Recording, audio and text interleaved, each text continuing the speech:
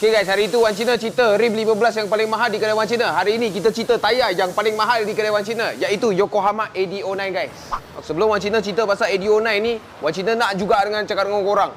Jangan lagi tanya tayar AD08 ataupun AD08A ada lagi ke tak. Memang tak ada production lagi. Tayar itu memang bunga lama. Sekarang bunga baru dah keluar, AD09. AD09A belum keluar lagi. Kalau dah keluar, Wan Cina akan buat review. Tapi belum lagi. Okay? So hari ni kita cerita pasal AD09, Avan Nova AD09.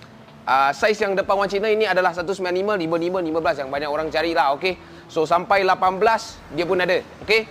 So tayar ni kita boleh nampak lah bunga dia memang semi slick, memang tayar ni memang bising lah, tapi performa memang mantap untuk kering ke macam mana ke. Lepas tu sidewall petak pasang dengan rim korang memang nampak cantik.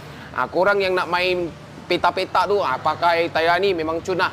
Tapi Wan Cina tak nak juga cakap harga sebab Wan Cina cuma nak review sikit tayar ini, nak bagi tahu info tayar ini. Harga nak tahu boleh tekan link kat bio, okey?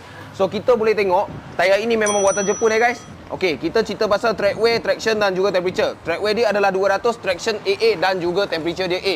Okey, memang tayar buatan Jepun. Okey, kalau korang nak tayar ini juga boleh datang cari Wan Cina. Itu sahaja untuk review kali ini. Kita belanja sikit. Tengok bunga dia macam mana. Okey?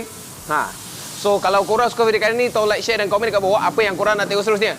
Tayar ni ready stock dekat kedai Wan Cina Okay, nak cari tayar boleh cari Wan Cina guys. Thank you.